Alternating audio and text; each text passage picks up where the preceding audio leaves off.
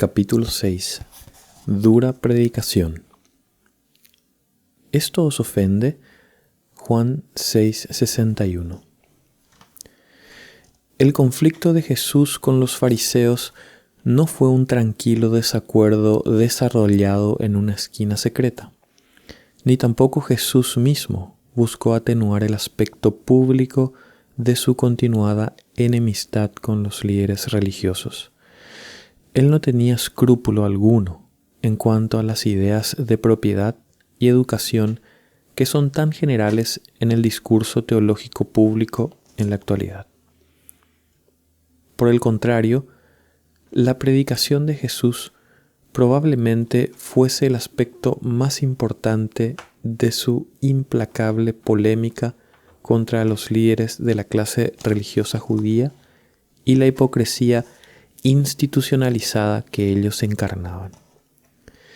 Estaba claro para todos que la enseñanza de los fariseos era uno de los principales objetivos de él, ya fuera que estuviese dando un discurso para beneficio de sus discípulos o predicando a vastas multitudes.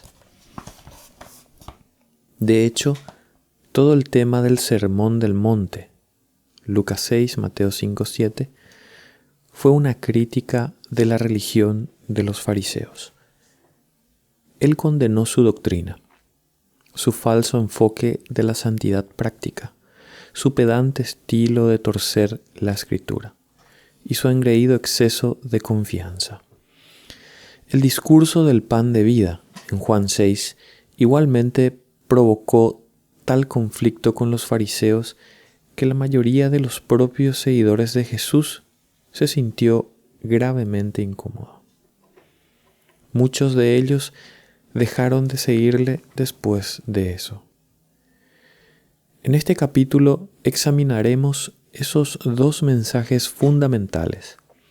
Obviamente, no hay manera práctica de hacer una exposición versículo a versículo de ninguno de los dos pasajes en un libro como este. Pero a fin de entender el estilo de predicación de Jesús, necesitamos examinar uno o dos mensajes típicos de forma general. Especialmente, necesitamos observar las principales características que resumen la naturaleza profética y provocativa de la predicación de Jesús. El Sermón del Monte.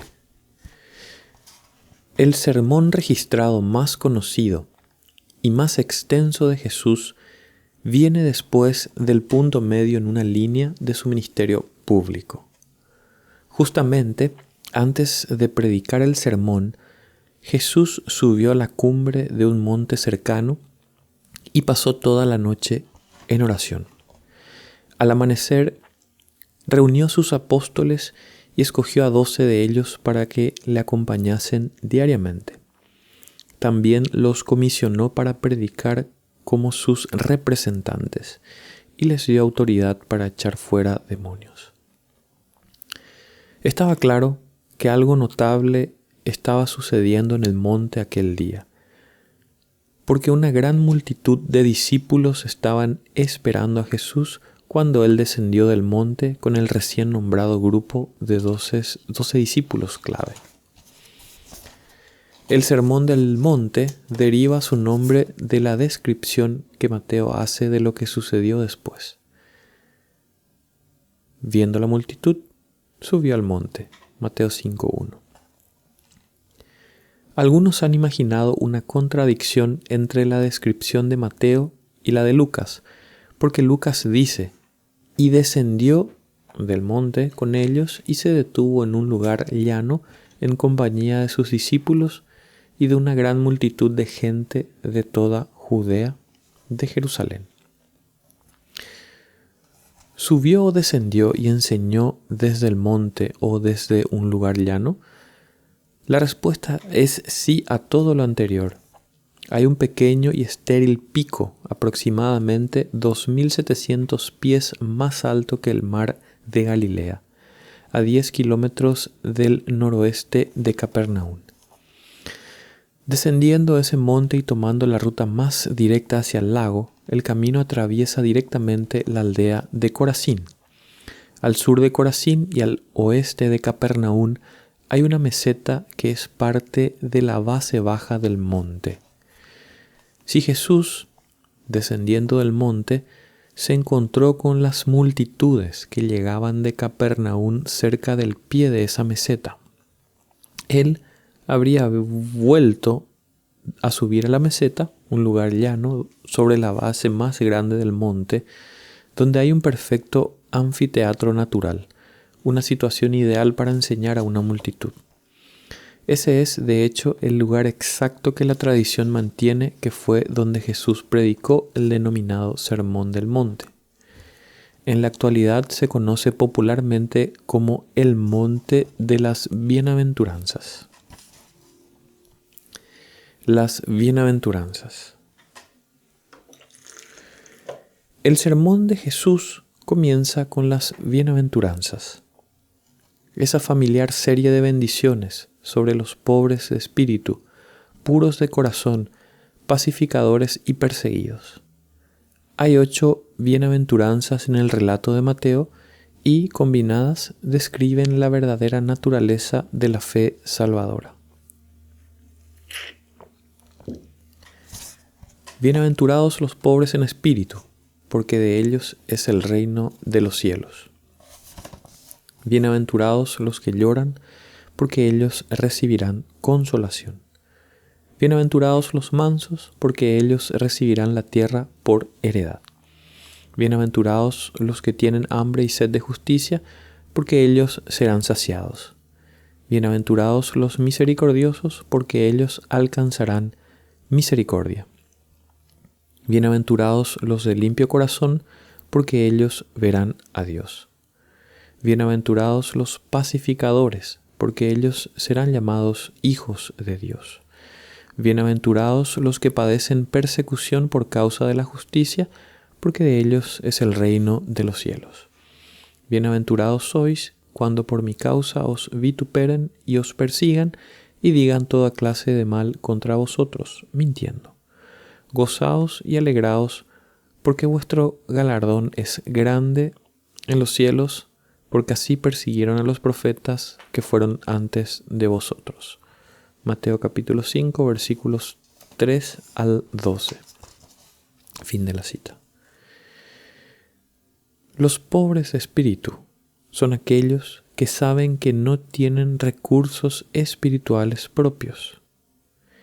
Los que lloran son personas arrepentidas, verdaderamente tristes por su pecado. Los mansos son aquellos que verdaderamente temen a Dios y conocen su propia indignidad a la luz de la santidad de Él. Los que tienen hambre y sed de justicia son aquellos que, habiéndose alejado del pecado, anhelan lo que Dios ama. Esas 4 bienaventuranzas son todas ellas cualidades interiores de la fe auténtica. Describen el estado del corazón del creyente. Más concretamente, describen cómo se ve el creyente a sí mismo delante de Dios: pobre, triste, manso y hambriento. Las 4 últimas bienaventuranzas describen manifestaciones exteriores de esas cualidades. Se enfocan principalmente en el carácter moral del creyente y describen cómo debería ser un cristiano auténtico para un observador objetivo. Los misericordiosos son aquellos que, como beneficiarios de la gracia de Dios, dan gracia a otros. Los puros de corazón describe a personas cuyos pensamientos y actos están caracterizados por la santidad. Los pacificadores habla principalmente de aquellos que difunden el mensaje de paz para con Dios por medio de nuestro Señor Jesucristo, que es la única paz verdadera y duradera. Y obviamente los que padecen persecución por causa de la justicia son ciudadanos del reino de Cristo que sufren debido a su afiliación con Él y su fidelidad al Señor. El mundo los aborrece porque le aborrece a Él. El orden es significativo. Cuanto más fielmente practica una persona las 5 primeras bienaventuranzas, más experimentará la persecución de que se habla en la 8ª. Todas esas cualidades están radicalmente reñidas con los valores del mundo. El mundo estima el orgullo más que la humildad. Prefiere las risas en lugar de los lloros. Piensa que la firmeza resuelta es superior a la verdadera mansedumbre y prefiere la saciedad del placer carnal por encima de una sed de verdadera justicia. El mundo mira con profundo desprecio la santidad y la pureza de corazón. Se burla de todo ruego para establecer paz con Dios y constantemente persigue a los verdaderos justos. Jesús raramente podría haber desarrollado una lista de virtudes que estuviera más en desacuerdo con su cultura.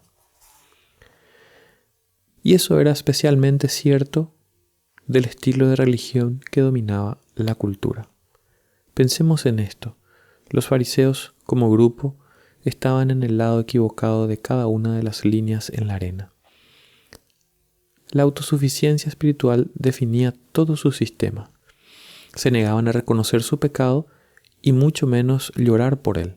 Lejos de ser mansos, eran la encarnación misma de la terquedad, la despótica. No tenían hambre y sed de justicia, realmente pensaban que ellos la habían perfeccionado. No eran misericordiosos, sino que su especialidad era atan cargas pesadas y difíciles de llevar y las ponen sobre los hombros de los hombres, pero ellos ni con un dedo quieren moverlas. Mateo 23:4. Sus corazones eran impuros y no puros, y Jesús los confrontaba en cuanto a eso regularmente. Eran agitadores espirituales y no pacificadores. Y sobre todo eran los principales perseguidores de los justos. Su trato con Jesús ya estaba comenzando a dejar eso claro. Por tanto, las bienaventuranzas fueron una reprensión para todo el sistema de los fariseos. Cualquier fariseo que pudiera haber estado entre la multitud escuchando el sermón se habría sentido sin duda personalmente atacado y públicamente humillado. Y si había alguna duda en cuanto a las intenciones de él, la prueba de que Jesús quería reprenderlos se ve a lo largo del resto del sermón. De hecho, el mensaje central del Sermón del Monte se resume en el versículo 20.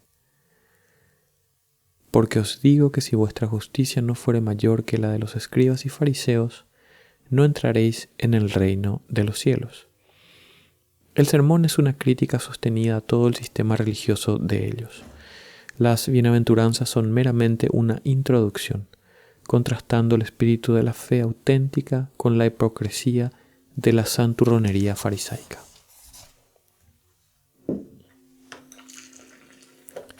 Habéis oído, pero yo os digo.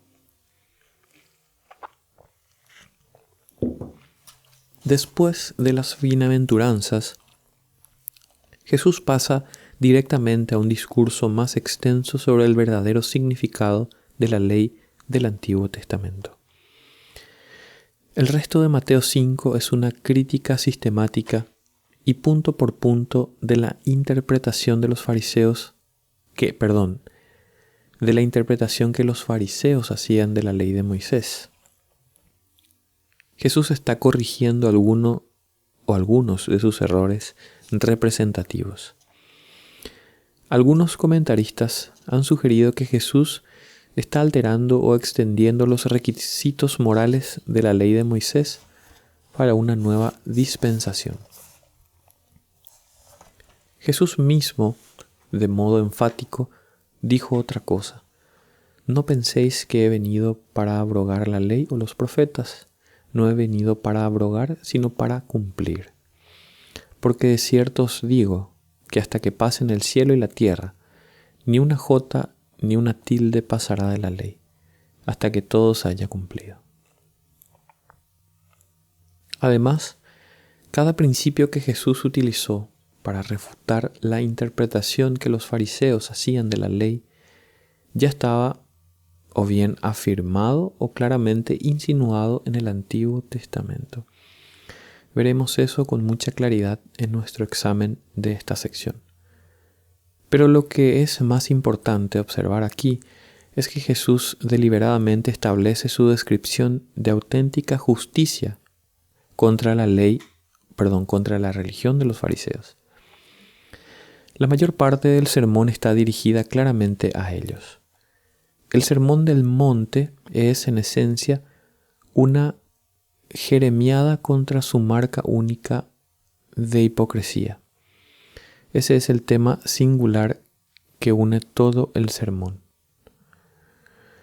Además, cuando eligió esos malentendidos concretos de la ley de Moisés, Jesús estaba claramente impugnando las doctrinas favoritas de los fariseos.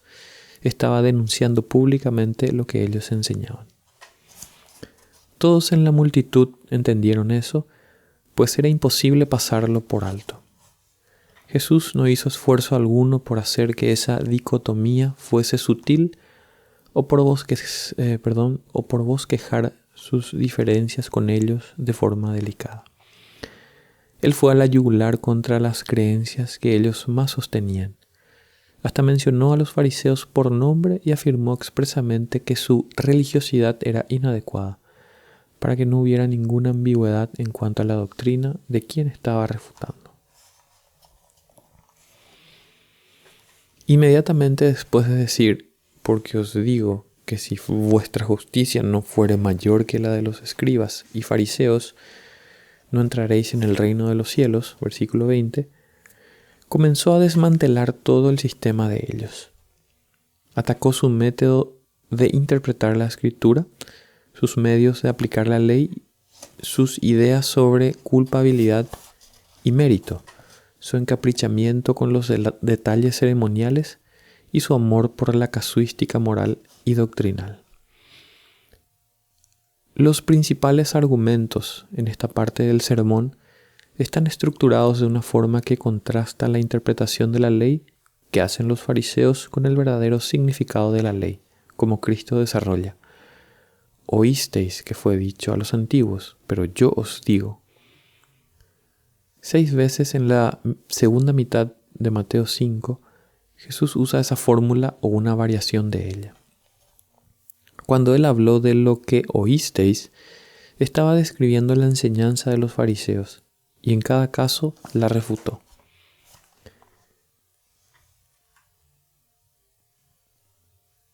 Una vez más, él no estaba cambiando o desarrollando los requisitos morales de la ley. Sencillamente estaba reafirmando lo que la ley siempre significó. Amplio sobremanera es tu mandamiento, dijo David al meditar en la ley.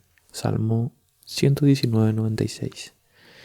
El significado de los 10 mandamientos no queda agotado por el sentido literal de las palabras. Jesús dice, por ejemplo, que el 6º mandamiento prohíbe no solo actos literales de asesinato, sino también actitudes de asesinato, incluyendo la ira indebida, el lenguaje abusivo y un espíritu no perdonador. El 7º mandamiento prohíbe no meramente actos de adulterio, sino hasta un corazón adúltero. El mandamiento de amar al prójimo se aplica no solo a personas agradables, sino también a quienes son nuestros enemigos. Los lectores superficiales a veces se inclinan a pensar que Jesús estaba modificando o elevando el listón sobre el estándar de la ley de Moisés. Después de todo, él citó directamente el 6º y 7º mandamiento y citó también el principio del Antiguo Testamento conocido como lex talionis, ojo por ojo y diente por diente. Y después siguió esas citas con, pero yo os digo, para alguien que escuchara casualmente. En realidad, podría sonar como si él estuviera cambiando la ley misma, o haciendo una nueva ley que estaba en contraste con lo que el Antiguo Testamento había enseñado siempre. Pero recordemos, Jesús mismo inequívocamente negó esa idea en los versículos 17 y 18. En cambio, lo que Jesús hace en esta parte del sermón es develar el verdadero y pleno significado de la ley en su origen, especialmente en contraste con el limitado, estrecho y acartonado enfoque literal de los fariseos. Su hermenéutica, el método mediante el cual interpretaban la escritura, estaba cargado de sofismas. Ellos podían exponer durante horas los detalles de la ley a la vez que inventaban giros técnicos para hacer excepciones a algunos de los preceptos morales más importantes de la ley. Por ejemplo, el quinto mandamiento es bastante claro: honra a tu padre y a tu madre. Pero los fariseos tenían una costumbre mediante la cual basta que diga un nombre al padre o a la madre, es corbán, que quiere decir mi ofrenda a Dios, todo aquello con que pudiera ayudarte, y no le dejáis hacer más por su padre y por su madre. Marcos 7, 11, 12. De hecho, si alguien había prometido así su herencia a Dios y después utilizaba cualquiera de sus recursos para cuidar de sus padres en su vejez, los fariseos consideraban ese acto de caridad como sacrilegio, porque era una violación del voto del corbán. Jesús les dijo: invalidando la palabra de Dios con vuestra tradición que habéis transmitido, y muchas cosas hacéis semejantes a estas.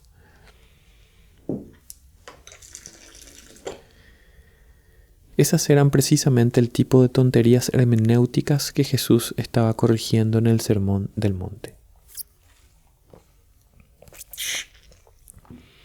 Los fariseos interpretaban el séptimo mandamiento estrictamente como una estrecha prohibición contra el adulterio declarado.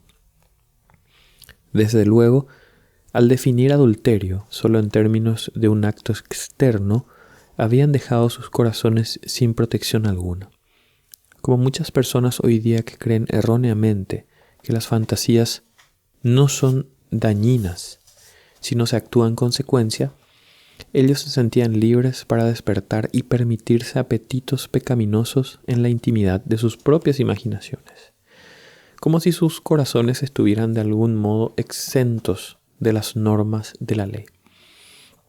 Además, precisamente esa idea errónea estaba en la raíz de los errores de los fariseos. Era como ellos justificaban toda su hipocresía. Los fariseos también tenían un estándar muy liberal para el divorcio, permitiendo en realidad un tipo de adulterio en serie, legalizado. Jesús corrige ese error en los versículos 31 y 32. Ellos igualmente aplicaban el sexto mandamiento del modo más estrecho posible, creyendo que prohibía solo delitos reales de homicidio. Mientras tanto, fomentaban activamente el odio hacia los enemigos, lo cual a su vez alimentaba actitudes asesinas. Los versículos 39 al 47 son una extensa refutación de esa falacia. De hecho, es en este punto donde Jesús plantea el asunto de la ley del ojo por ojo del Antiguo Testamento. El contexto de Éxodo 21, 24 al 25, donde se dio esa norma, muestra que era un principio pensado para limitar castigos evaluados en casos civiles y criminales en los tribunales. Nunca se pensó para autorizar las represalias privadas por pequeños insultos o infracciones personales. Era un principio que mantenía el sistema legal controlado y no una regla pensada para soltar a unos contra otros en una guerra de ataques y contraataques.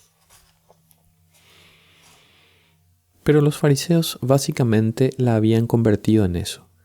La venganza personal envenenaba la atmósfera social de Israel y los líderes religiosos lo justificaban apelando a Moisés.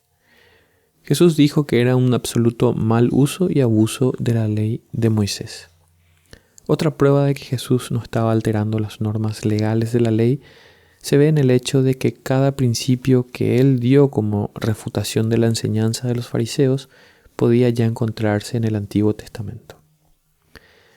En Salmo 37, versículos 8 y 9, por ejemplo, afirma claramente el mismo principio que Jesús dijo que se insinúa en la prohibición de la ley de matar. Hasta repite el lenguaje de las bienaventuranzas con respecto a la mansedumbre. Deja la ira y desecha el enojo, no te excites en manera alguna a hacer lo malo, porque los malignos serán destruidos, pero los que esperan en Jehová, ellos heredarán la tierra.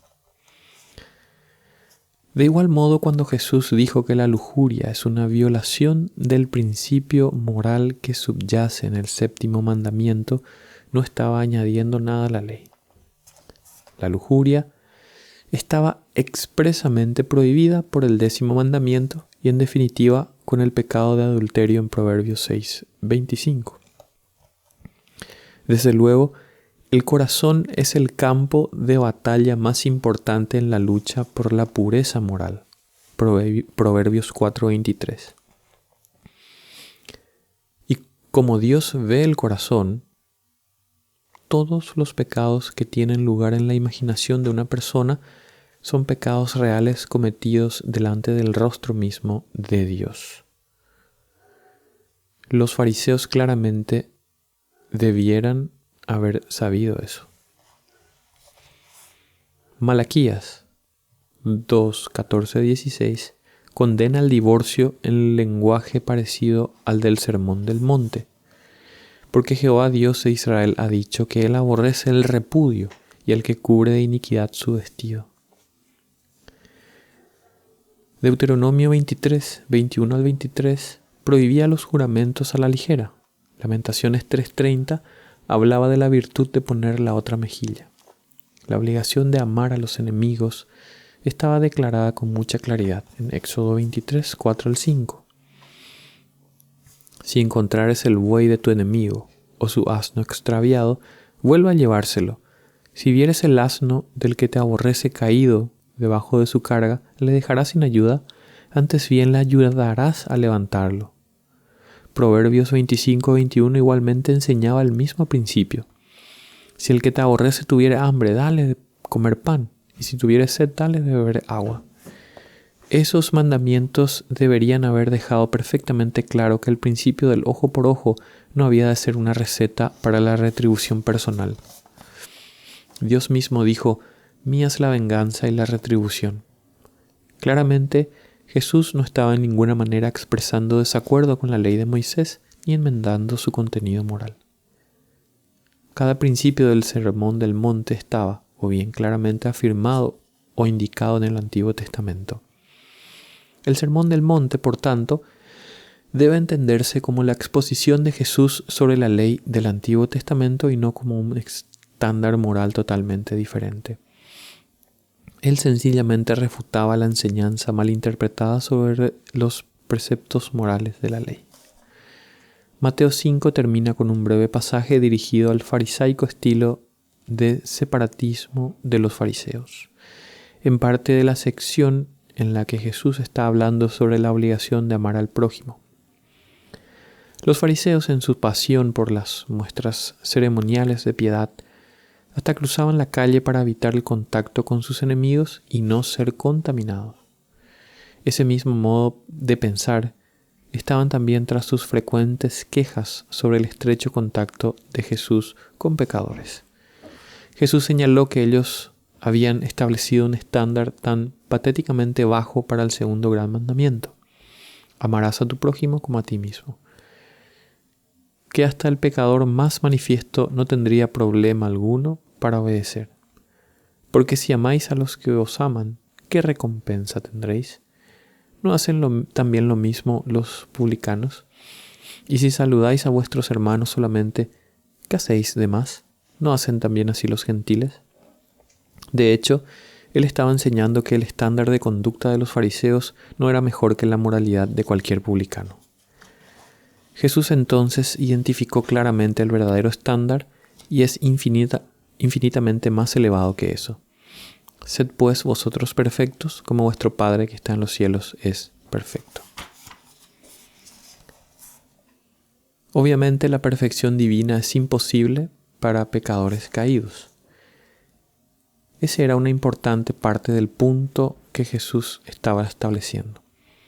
La ley misma demanda perfección absoluta. Ningún pecador puede estar a la altura de ese estándar, y esa es la razón por la cual dependemos de la gracia para obtener salvación. Nuestra propia justicia nunca puede ser lo bastante buena. Filipenses 3, 4 al 9. Necesitamos desesperadamente la justicia perfecta que Dios imputa a los que creen. A Romanos 4, 1 al 8. Pero los fariseos personificaban la falacia central de toda religión humana, porque ignorando la justicia de Dios y procurando establecer la suya propia. Romanos 10:3. Ellos creían que sus mejores esfuerzos serían lo bastante buenos para Dios, especialmente si adornaban su religión con tantas ceremonias y rituales cuidadosamente creados como fuese posible. Ahí era donde estaba toda su confianza y su esperanza del cielo. Desde luego reconocían formalmente que también ellos eran imperfectos, pero restaban importancia a sus propias imperfecciones y las cubrían de públicas muestras de piedad. Estaban convencidos de que eso sería lo bastante bueno para Dios, principalmente porque les hacía parecer mucho mejores que ninguna otra persona. Naturalmente, cualquier fariseo que pudiera haber estado en la audiencia para el Sermón del Monte habría entendido el mensaje de Jesús con bastante claridad. Su justicia, con todo su énfasis en la pompa y la circuncisión, simplemente no cumplía el estándar divino. Ellos no eran realmente mejores que los recaudadores de impuestos, y Dios no aceptaría su justicia imperfecta. Jesús fue lo más directo posible en cuanto a eso. No podría haber hablado ninguna otra palabra que los golpeara con mayor fuerza. Según él, la religión de ellos era totalmente inútil. No seáis como los hipócritas.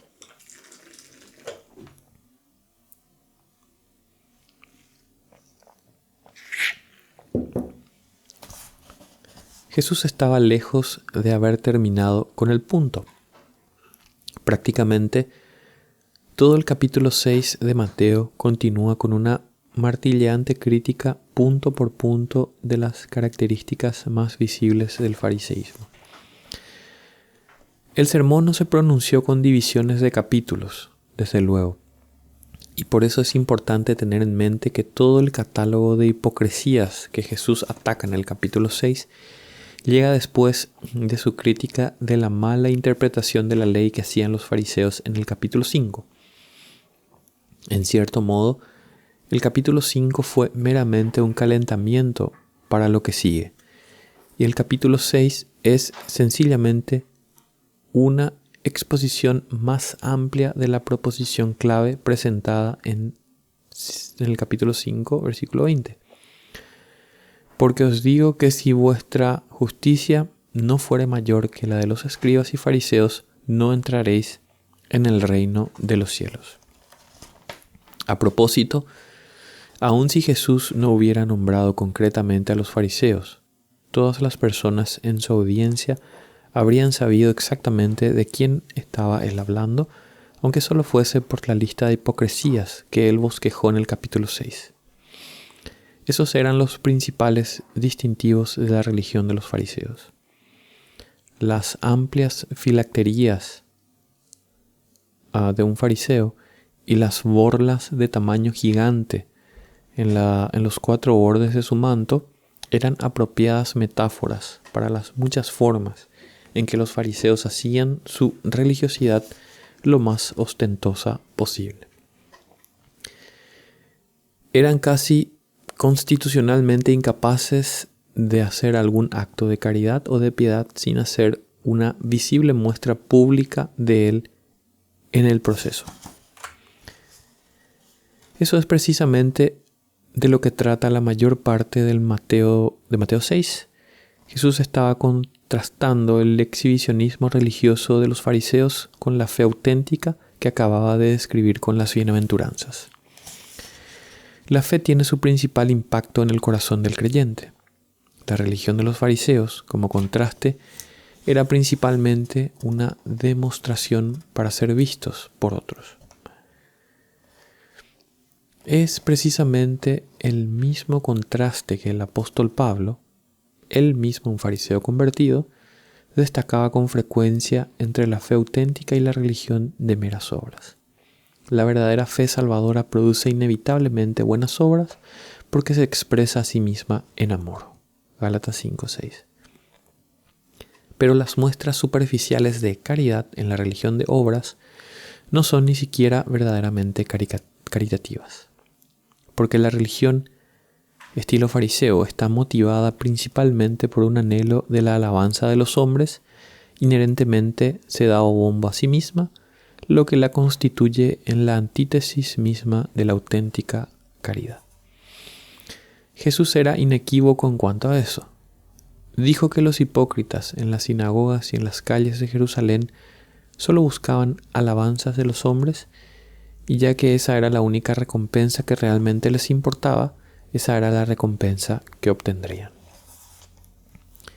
Él también los retrató como tocando una trompeta delante de ellos cuando hacían obras de caridad. No hay registro alguno en la literatura de aquella época en que alguien realmente realizase un desfile con trompetas cuando daba sus ofrendas. Jesús estaba pintando un colorido cuadro con palabras, haciendo en realidad una parodia humorística de la extravagancia espiritual de los fariseos. Él utilizaba una burla santificada para sacar a la luz la necedad de su sistema. Según los estándares de la actual cultura evangélica, demasiado tolerante, tal sátira sería considerada una forma despiadadamente cruel de destacar las faltas del adversario. Pero una vez más, vemos que Jesús no estaba limitado por los escrúpulos posmodernos. Él siguió reprendiendo la hipocresía de las largas oraciones públicas en voz alta, otra especialidad de los fariseos, diciendo de nuevo que la atención terrenal que tal práctica obtiene es su única recompensa. Fue en este punto cuando él dio por primera vez la oración modelo que ha llegado a conocerse como el Padre Nuestro.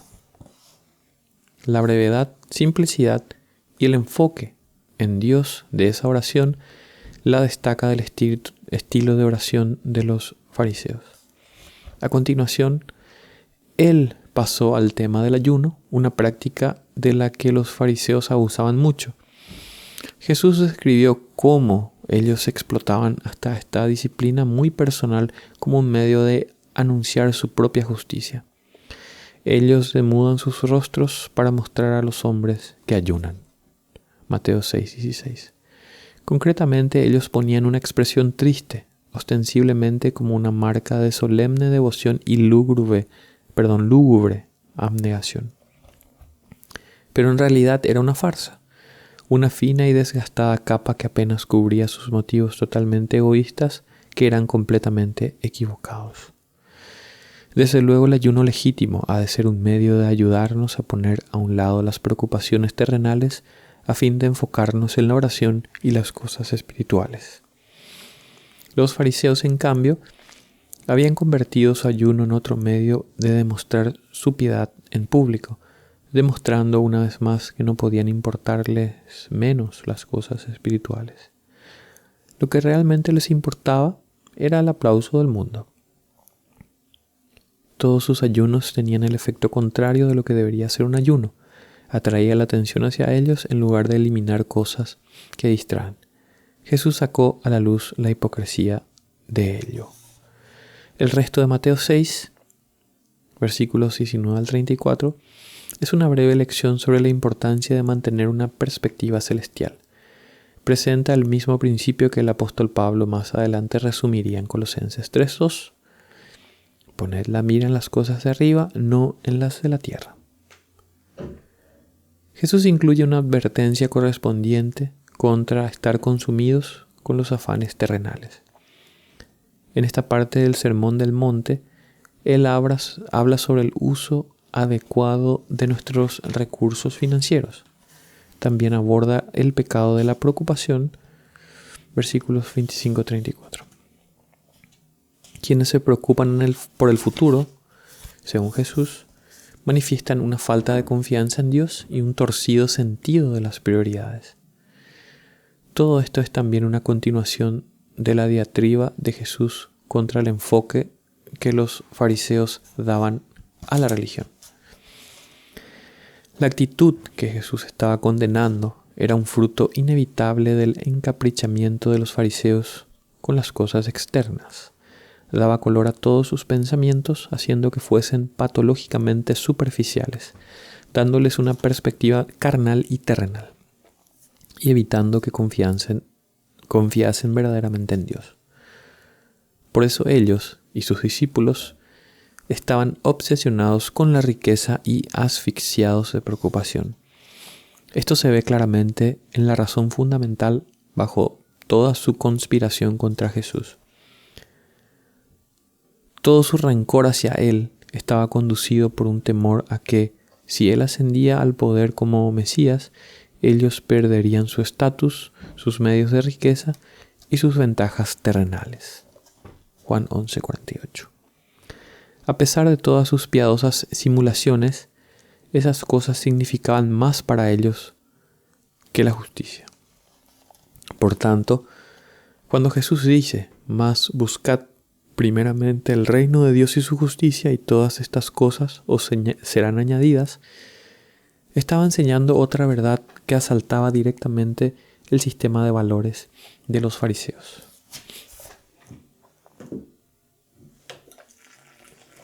Malos árboles, mal fruto.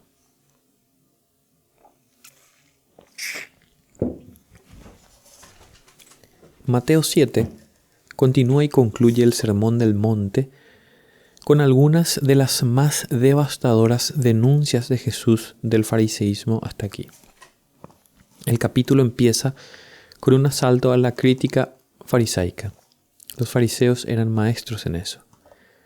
Jesús evoca las imágenes humorísticas de alguien con una gran viga de madera metida en su ojo que trata de quitar una pequeña mota del ojo de otra persona. Esta era una caricatura verbal sobre los fariseos, quienes hacían cosas como criticar a los discípulos por restregar en sus manos un puñado de espigas en día de reposo, pero cuyos corazones y mentes eran pozos privados de iniquidad, dados a todo tipo de pensamientos malvados.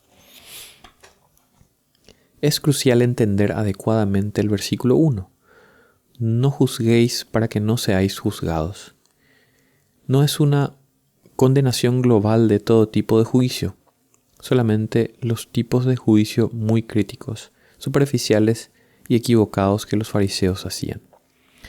El contexto aclara que este es un llamado a la caridad y la generosidad en los juicios que hacemos, porque con el juicio con que juzgáis seréis juzgados, y con la medida con que medís os será medido. Con frecuencia es necesario hacer juicios, y cuando lo hagamos no debemos juzgar según las apariencias, sino juzgad con justo juicio. Juan 7:24. Las propias palabras de Jesús dejan claro que Él espera que hagamos juicio con discernimiento, porque sigue diciendo, no deis lo santo a los perros, ni echéis vuestras perlas delante de los cerdos. Cerdos y perros en este versículo se refieren a personas que son crónicamente antagonistas al Evangelio, aquellos cuya predecible respuesta a las cosas sagradas es que las pisotean y se vuelven y las despedazan. Obviamente, a fin de obedecer ese mandamiento, tenemos que saber quiénes son los cerdos y los perros. Por tanto, una suposición subyacente es que debemos juzgar con cuidado y bíblicamente.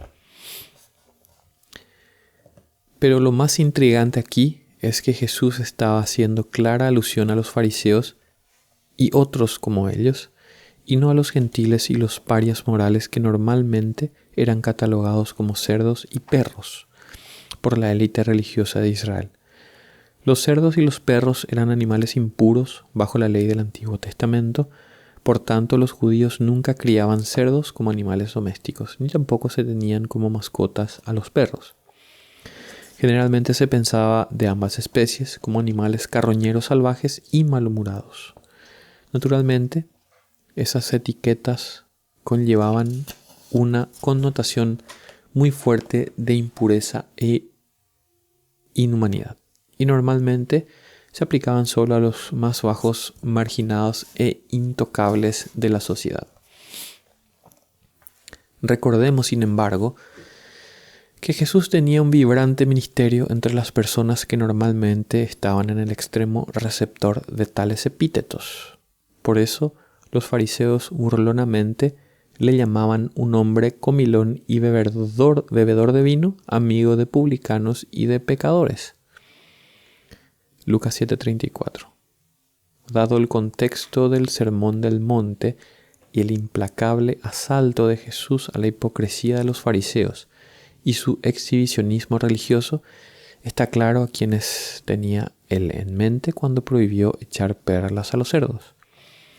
No eran los arrepentidos publicanos y pecadores a quienes él regularmente mostraba misericordia. Jesús mismo era ejemplo del tipo de discreción a la que llama aquí. Él regularmente escondió estas cosas de los sabios y entendidos y las hace revelado a los niños. Lucas 10:21. En otras palabras, a las personas humilladas y arrepentidas, él siempre daba más y enseñaba más, pero deliberadamente ocultaba la verdad a personas arrogantes y farisaicas, para que viendo vean y no perciban, y oyendo oigan y no entiendan. Marcos 4:12. Sus parábolas servían a este mismo propósito, oscurecían la verdad a personas cuyos corazones se habían entenebrecido y cuyos oídos espirituales eran duros. Él no daba cosas sagradas a perros ni echaba sus perlas a cerdos. En breve, los cerdos y los perros representaban la antítesis espiritual de quienes tienen hambre y sed de justicia. Los primeros están hinchados del yo y predispuestos a rechazar cualquier verdad que no encaje en sus planes. Después se volverán en contra del mensajero y lo despedazarán. Eso es precisamente lo que los fariseos y sus compañeros de conspiración ya estaban determinados a hacer con Jesús. Pero los hambrientos espirituales, quienes saben que están enfermos y necesitan un médico, dejarán todo lo demás por la verdad transformadora que calma la sed y satisface el alma que buscan. Jesús siempre se acercó con ternura a tales personas. Este sermón no es una excepción. Aunque el sermón está lleno de críticas dirigidas a la religiosidad del estilo de los fariseos, recordemos que comenzó con palabras de gracia para los pobres de espíritu, las almas sedientas y los puros de corazón. Cuando Jesús comienza la conclusión de esta parte de su mensaje, regresa a ese mismo tema, y cito: Pedid y se os dará, buscad y hallaréis, llamad y se os abrirá. Porque todo aquel que pide, recibe, y el que busca, halla, y al que llama, se le abrirá. ¿Qué hombre hay de vosotros que si su hijo le pide pan, le dará una piedra? ¿O si le pide un pescado, le dará una serpiente? Pues si vosotros, siendo malos, sabéis dar buenas dádivas a vuestros hijos, ¿cuánto más vuestro Padre que está en los cielos dará buenas cosas a los que le piden? Mateo 7, versículos 7 al 11, fin de la cita. El resto del sermón de Jesús incluye un resumen y una apelación final. El resumen es un solo versículo denominado la regla de oro. Así que todas las cosas que queráis que los hombres hagan con vosotros, así también haced vosotros con ellos, porque esto es la ley y los profetas. Versículo 12. Notemos, a propósito, que un entendimiento correcto de las demandas morales de la ley es el extremo opuesto a la mala interpretación de los fariseos de la lex talionis, de la ley.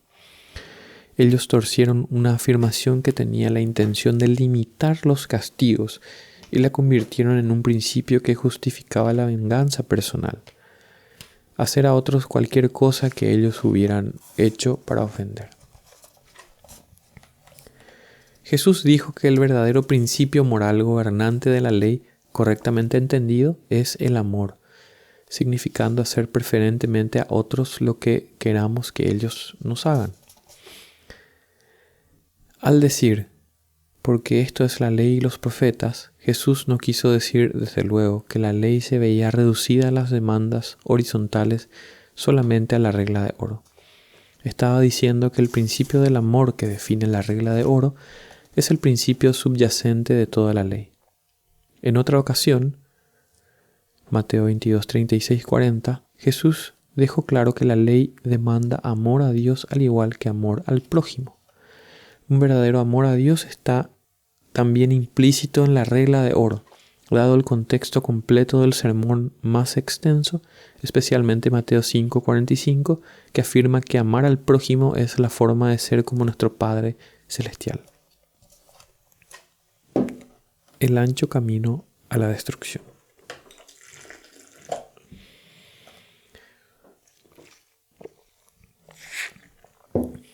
La declaración final del Sermón del Monte es una invitación general a entrar por la puerta estrecha, porque ancha es la puerta y espacioso el camino que lleva a la perdición, y muchos son los que entran por ella. Porque estrecha es la puerta y angosto el camino que lleva a la vida, y pocos son los que la hallan. Mateo 7, 13, 14. La puerta estrecha y el camino angosto son referencias a la demanda del Evangelio de una total abnegación y humildad, y todas las otras cualidades destacadas en las bienaventuranzas. Los pecadores orgullosos y no quebrantados siempre escogen el camino equivocado. Por eso está lleno de viajeros. Es lo bastante ancho para todos, desde libertinos hasta los más estrictos fariseos. A todos ellos les gusta porque nadie tiene que inclinarse ni dejar ninguna carga atrás a fin de estar en esta carretera. Además, todas las señales del camino prometen el cielo. Hay solo un problema. Y es un problema significativo. El camino realmente no va al cielo. En cambio, conduce a la total destrucción. Además, dice Jesús, el mundo está lleno de falsos profetas que alientan a la gente a ir por el camino ancho. Cuidado con ellos. Guardaos de los falsos profetas que vienen a vosotros con vestidos de ovejas, pero por dentro son lobos rapaces. Versículo 15. Él bien podría estar haciendo un retrato verbal de los fariseos. Esta es, de hecho, una descripción genérica de todos los falsos profetas en todas las edades. Pero la élite religiosa en Israel personificaba todo aquello de lo que él hablaba. De hecho, ese hecho sin duda no lo pasaron por alto ni ellos ni la audiencia general. Por sus frutos los conoceréis, dijo Jesús, versículo 16. La imagen de los árboles malos con mal fruto tenía un significado especial para los fariseos. Algunos fariseos y saduceos habían acudido a Juan el Bautista no muchos meses antes de esto. Parece que vieron lo popular que era Juan y querían la admiración de los seguidores de él. Juan los llamó generación de víboras y les dijo, haced frutos dignos de arrepentimiento. Mateo 3:8. Después añadió, y ya también el hacha está puesta a la raíz de los árboles. Por tanto, todo árbol que no da buen fruto es cortado y echado en el fuego. Versículo 10. Y comenzó a profetizar sobre Jesús. Ahora, al concluir su sermón del monte, Jesús empleó la misma imagen y hasta citó las palabras exactas de Juan el Bautista. Así, todo buen árbol da buenos frutos, pero el árbol malo da frutos malos. No puede el buen árbol dar malos frutos, ni el árbol malo dar frutos buenos. Todo árbol que no da buen fruto es cortado y echado en el fuego. Así que por sus frutos los conoceréis. Esas fueron fuertes palabras de condenación Y aunque la advertencia de Jesús no estaba limitada solo a líderes religiosos, nadie podría pasar por alto el hecho de que Jesús estaba pisando directamente los dedos de los pies de los fariseos y saduceos.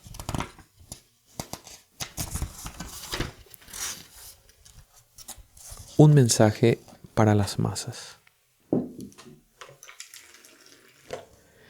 Sin embargo, sería erróneo concluir que el Sermón del Monte solo se predicó o principalmente para beneficio de los supercríticos líderes religiosos de Israel.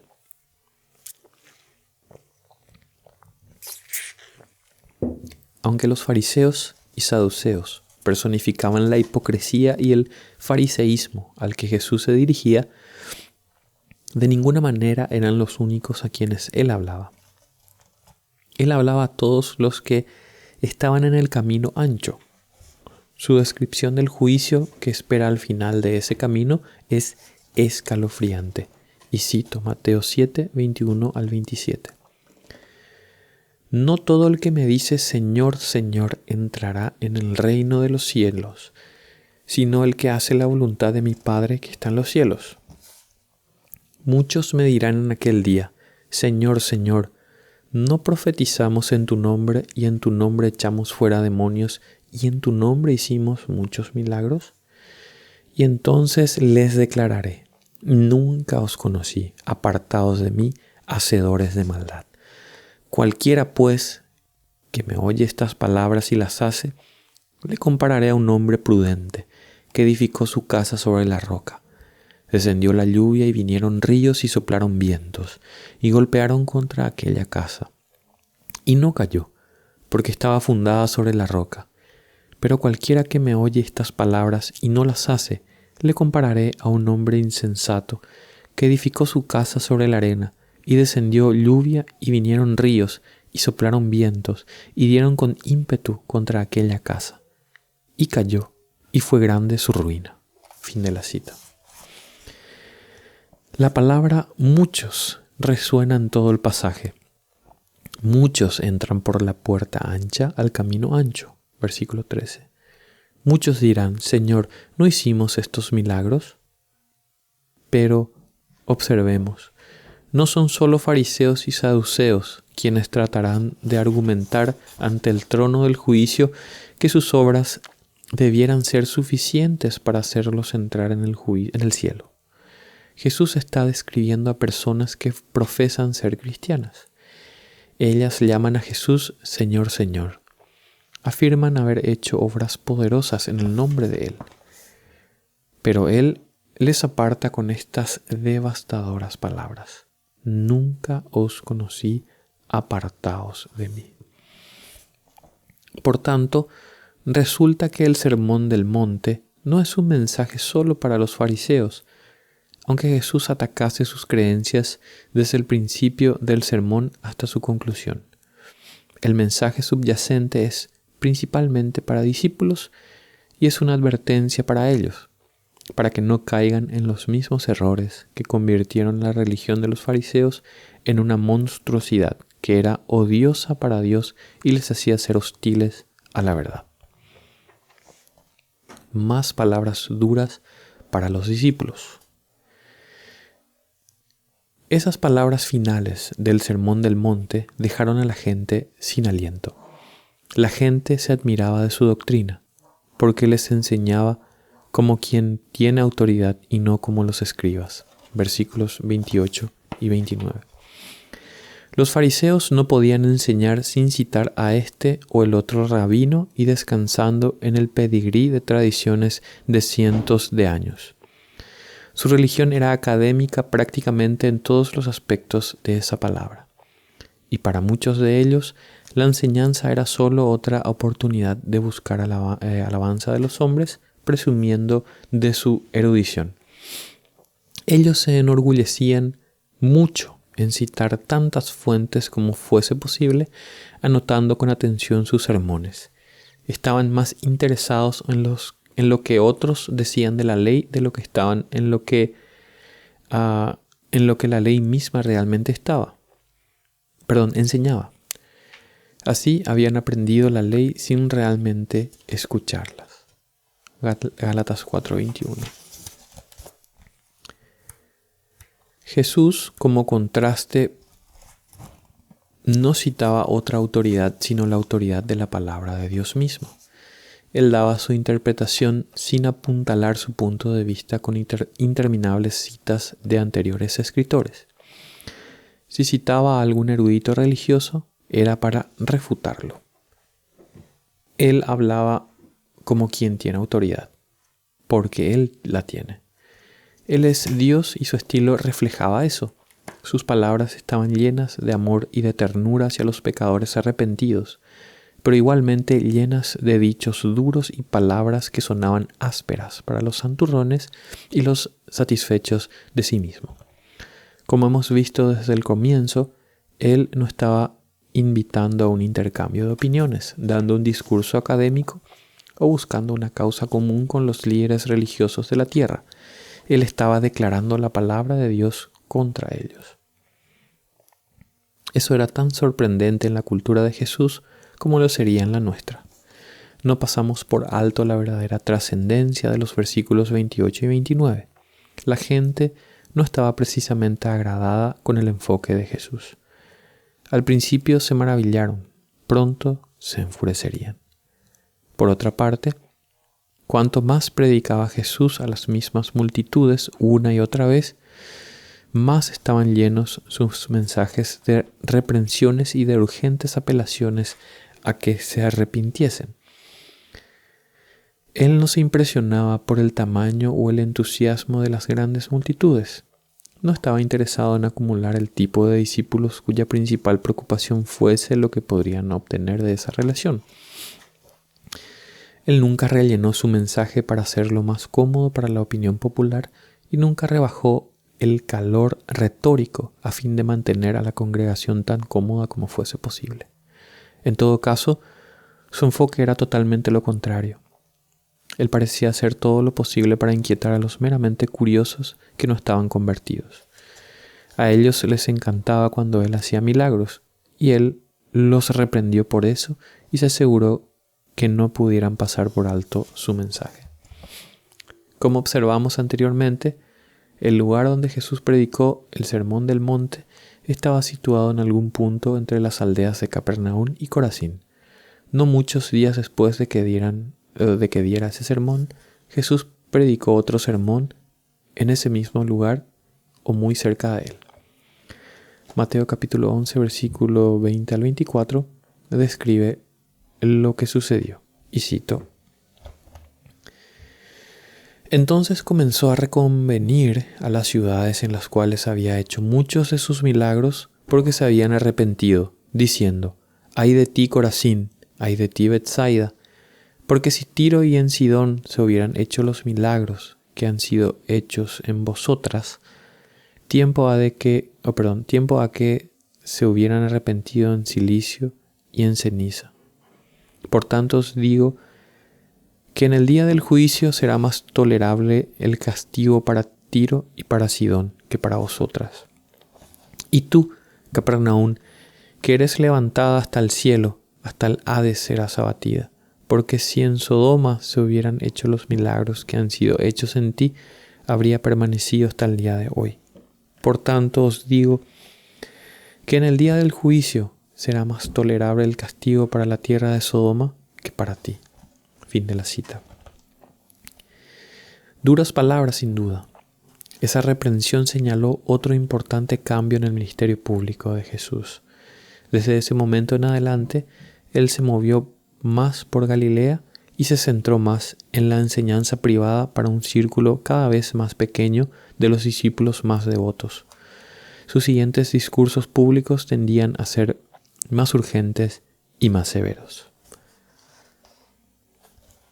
Discurso del pan de vida.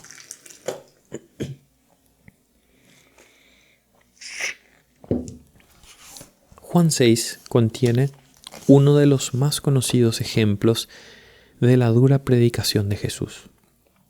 El capítulo también hace una crónica del rechazo de Jesús por parte de un gran número de personas que anteriormente le habían seguido lo bastante cerca como para ser contados entre sus discípulos. Cuando su mensaje comenzó a sonar duro y ofensivo, ellos se alejaron en multitudes. El comienzo de Juan 6 presenta la alimentación de los 5.000.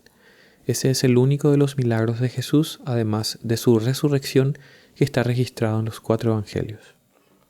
Así que es claramente un acontecimiento importante. Cuando comienza el capítulo, Jesús está ministrando cerca del mar de Galilea, a esa gran multitud de al menos 5.000 personas. Los escritores de los evangelios están de acuerdo en ese número. Era una multitud considerable, especialmente dado el hecho de que Jesús les hablaba al aire libre sin ninguna ayuda de amplificación o acústica. Es un número especialmente sorprendente considerando que la población total de Capernaum no podría haber sido de más de 1.700. Pero algunas de las personas que seguían a Jesús habían llegado desde largas distancias. Marcos 3, 7 al 8 dice: Mas Jesús se retiró al mar con sus discípulos y le siguió gran multitud de Galilea, y de Judea, de Jerusalén y de Idumea, del otro lado del Jordán, y de los alrededores de Tiro y de Sidón. Oyendo cuán grandes cosas hacía, grandes multitudes vinieron a él. Ellos debieron de haber llenado todo el lugar disponible de alojamiento en Capernaum, Corazín, Betsaida y todas las aldeas circundantes. Quienes no pudieron encontrar alojamiento, encontrarían lugares para acampar en la zona. Toda Galilea estaba llena de actividad y hablaba de Jesús. Ese es el cuadro que vemos al comienzo de Juan 6. Multitudes entusiastas llegando a Jesús desde regiones lejanas, todas ellas emocionadas por sus milagros y lo bastante devotas para llegar y aprender de él en persona. La respuesta humana natural sería tomar esto como una señal totalmente positiva de que Jesús estaba causando un importante impacto en su cultura. Él iba acumulando seguidores que podrían llevar su mensaje de regreso a sus propias comunidades. Parecía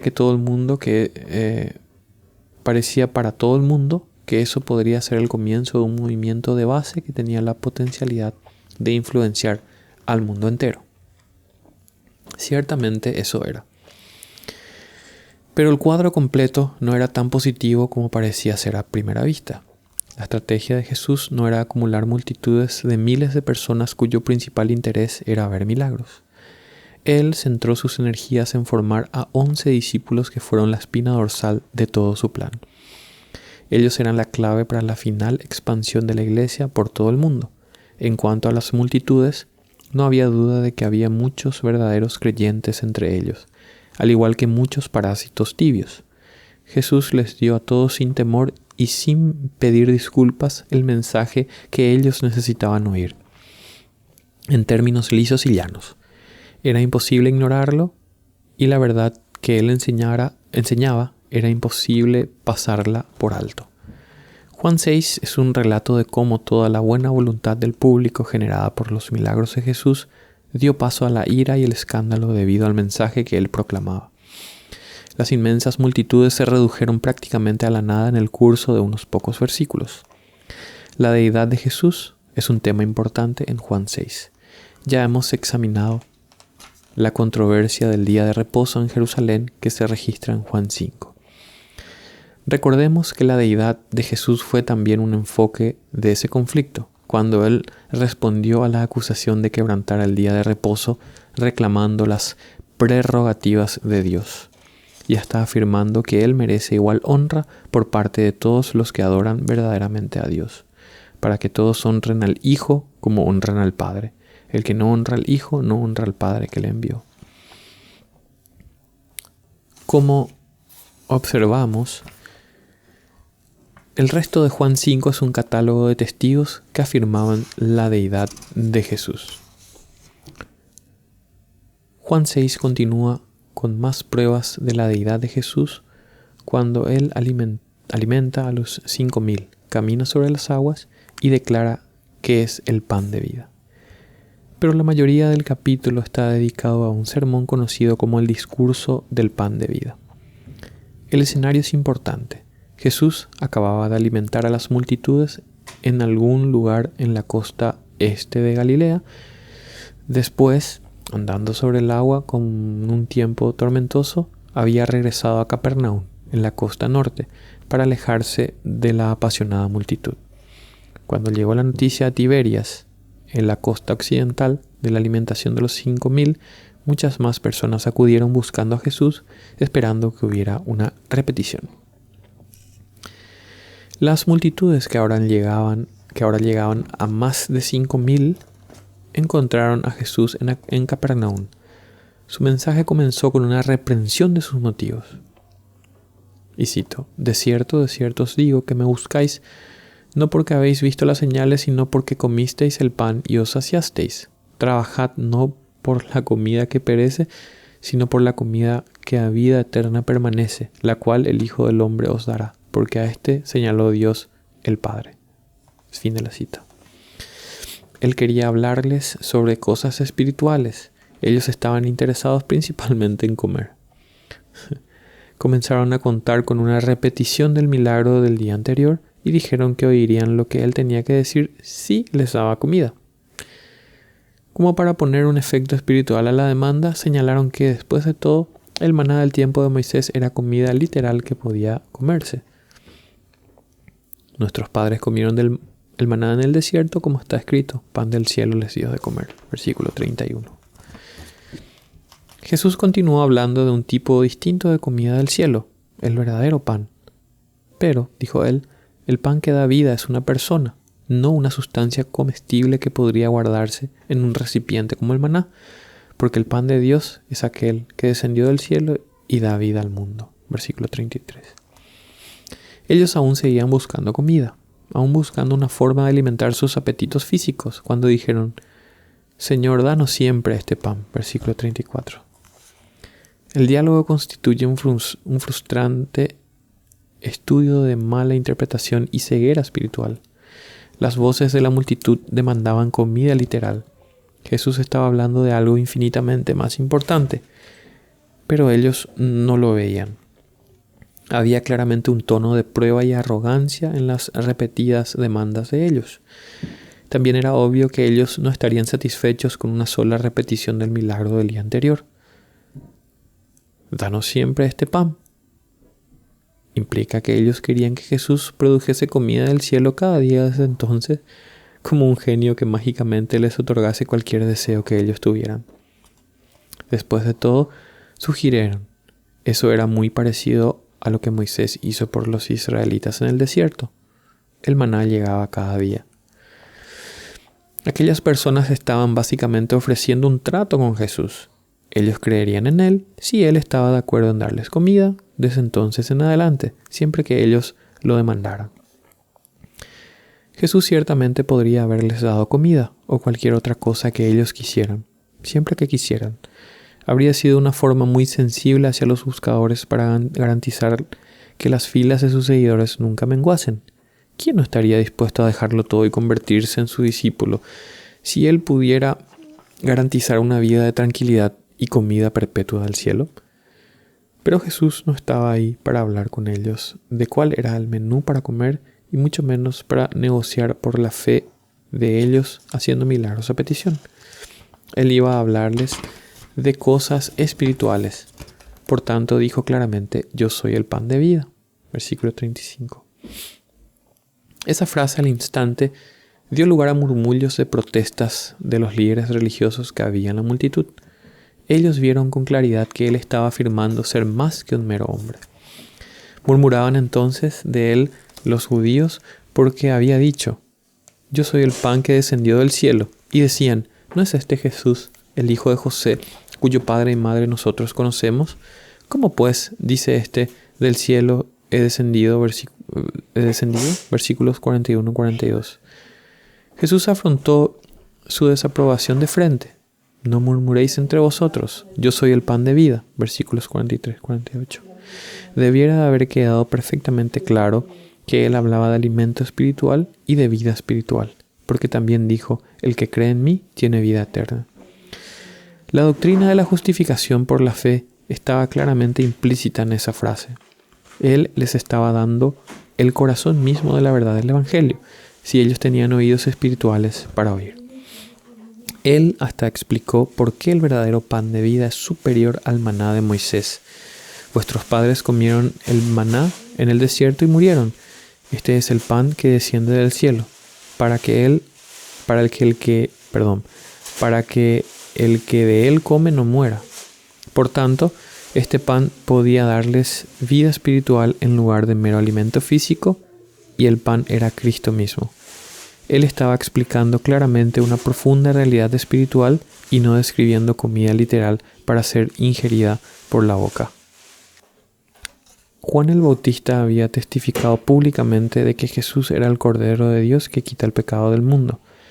Las palabras de Jesús se hacían eco de esa profecía, y el pan que yo daré es mi carne, la cual yo daré por la vida del mundo.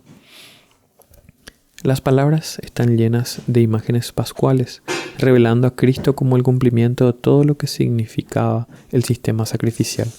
Al igual que el simbólico Cordero de la Pascua era un banquete para comer, Cristo, el verdadero Cordero Pascual, era un banquete espiritual para ser recibido por la fe. Él era el cumplimiento de todo lo que el maná y la fiesta de la Pascua simbolizaban, y mucho más.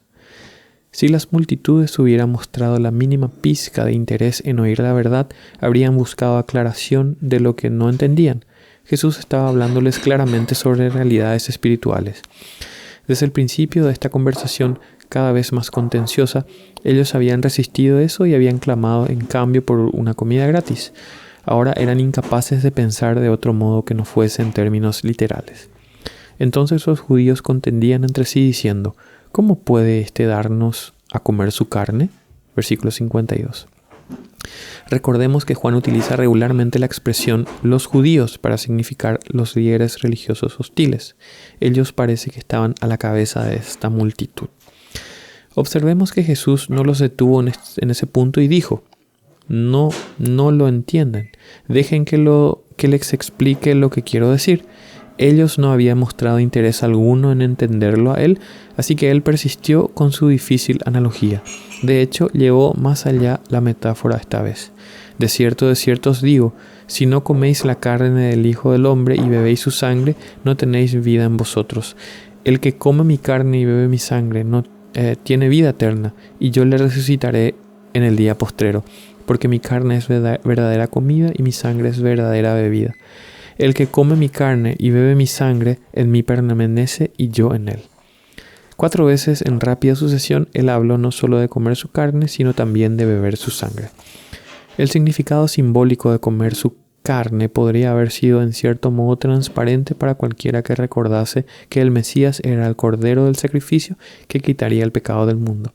Pero cuando él habló de beber su sangre, estaba utilizando un lenguaje que estaba garantizado que ofendería a su audiencia judía. El consumo de sangre de cualquier tipo estaba considerado sumamente impuro bajo la ley del Antiguo Testamento. No comeréis la sangre de ninguna carne, porque la vida de toda carne es su sangre. Cualquiera que la comiere será cortado. Levítico 17:14. La preparación de comida kosher hasta el día de hoy implica quitar con todo cuidado todo rastro de sangre de la carne. En esa cultura la idea de consumir sangre era considerada repulsiva al extremo. Las voces en la multitud habían sido tercamente insistentes en hablar de comida literal.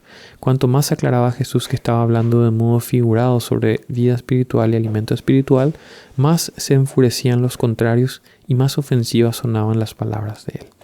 Especialmente para los líderes judíos que se consideraban a sí mismos guardianes de la piedad pública y la pureza ceremonial. Pero finalmente hasta algunos de los propios discípulos de Jesús comenzaron a susurrar entre ellos mismos. Dura es esta palabra, ¿quién la puede oír? Versículo 60. Jesús, sabiendo muy bien lo que ellos pensaban, sencillamente dijo, ¿Esto os ofende? Pues ¿qué? Si viereis al Hijo del Hombre subir a donde estaba primero, el Espíritu es el que da vida, la carne para nada aprovecha. Las palabras que yo os he hablado son espíritu y son vida. Pero hay algunos de vosotros que no creen. versículos 61 al 64. Así, él declaró claramente que estaba utilizando palabras espirituales para hablar de cosas espirituales. No ofreció exégesis alguna de su simbolismo ni aclaración para beneficio de aquellos que ya se habían enojado con él. Que ellos no entendieran lo que él quería decir era un fruto de su propia creencia. Les dijo, y Juan nos recuerda, porque Jesús sabía desde el principio quiénes eran los que no creían y quién le había de entregar. Eso, desde luego, es otro eco de Juan 2:24, pero Jesús mismo no se fiaba de ellos porque conocía a todos. Fue al final del discurso, Jesús lo puntuó con: por eso os he dicho que ninguno puede venir a mí si no le fuere dado del Padre. Se estaba refiriendo a una frase anterior registrada en el versículo 44. Ninguno puede venir a mí si el Padre que me envió no le trajere. La implicación era que la maldad y la rebelión están tan profundamente arraigadas en el carácter de los pecadores caídos que, aparte de la gracia divina, nadie creería nunca. Esas fueron sin duda las palabras finales que muchos de ellos oyeron de Jesús. Después de los milagros y las obras de misericordia que le habían visto hacer, esto debiera haberlos movido a rogar gracia, misericordia y corazones nuevos. Por el contrario, Juan dice: desde entonces muchos de sus discípulos volvieron atrás y ya no andaban con él. El tiempo verbal significa que dejaron de seguirlo permanentemente. ¡Qué tragedia!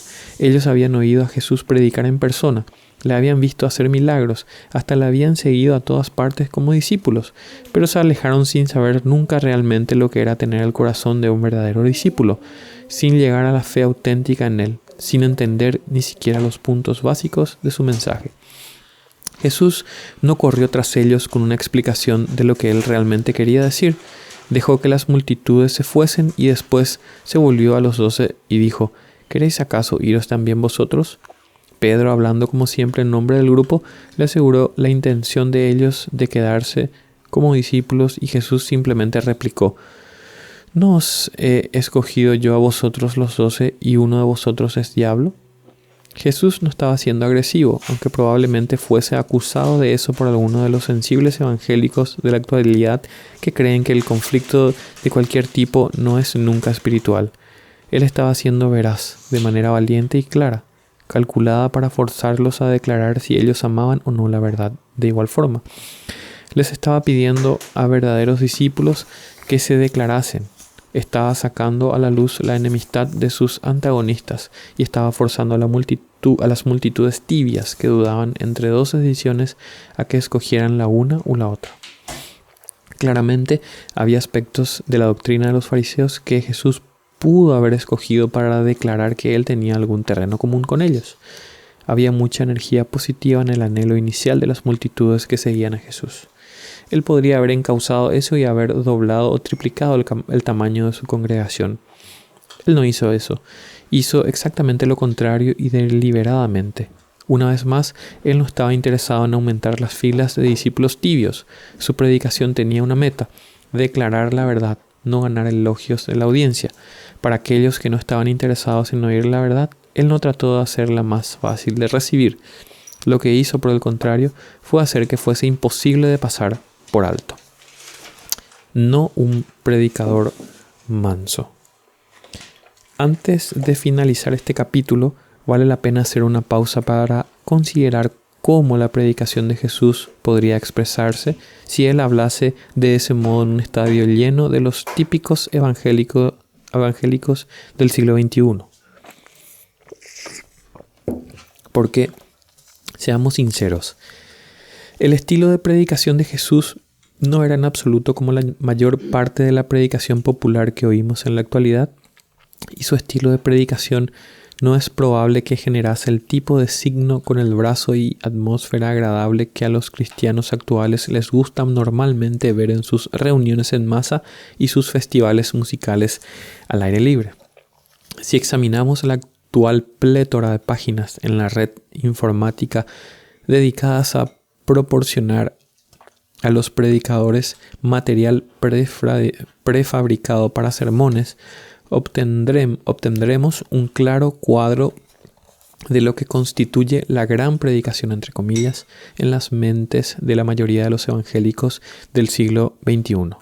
Modernidad, anécdotas divertidas, presentación impecable, agudas ayudas visuales y breves homilías sobre temas tomados prestados de la cultura pop. Temas favoritos incluyen matrimonio y sexo, relaciones humanas, automejora, éxito personal, la búsqueda de la felicidad y cualquier otra cosa que agrade a las audiencias, especialmente si el tema o el título del sermón puede relacionarse fácilmente con la última película del éxito, con la serie de televisión que todos tienen que ver o con una canción popular. En las iglesias más modernistas es más probable escuchar al predicador citar letras de Bono o U2 que de David y los Salmos.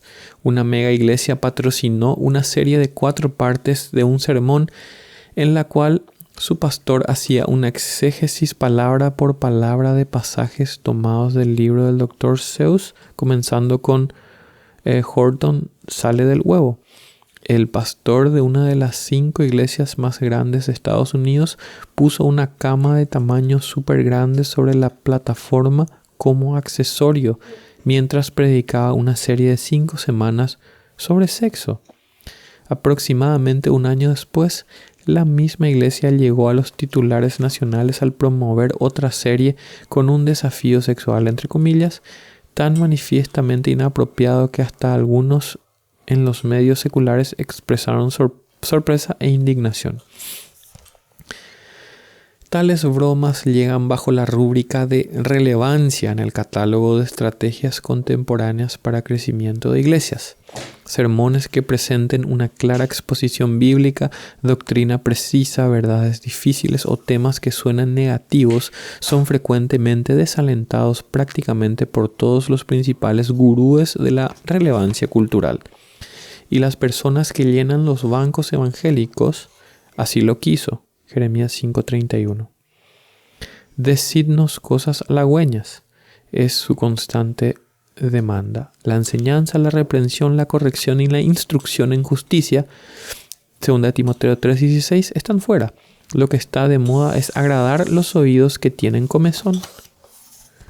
Ningún predicador informado pensaría hoy día en llenar su mensaje de reprensión, reproche o exhortación. Por el contrario, hace todo lo posible por acomodarse a las necesidades, preocupaciones y pasiones sentidas de la audiencia. Muchos pastores contemporáneos estudian la cultura pop con tanta diligencia como los puritanos solían estudiar la escritura.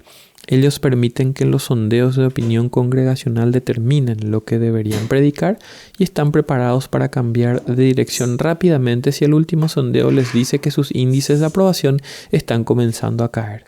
Eso, desde luego, es precisamente lo que Pablo le dijo a Timoteo que no hiciera: que prediques la palabra a tiempo y fuera de tiempo.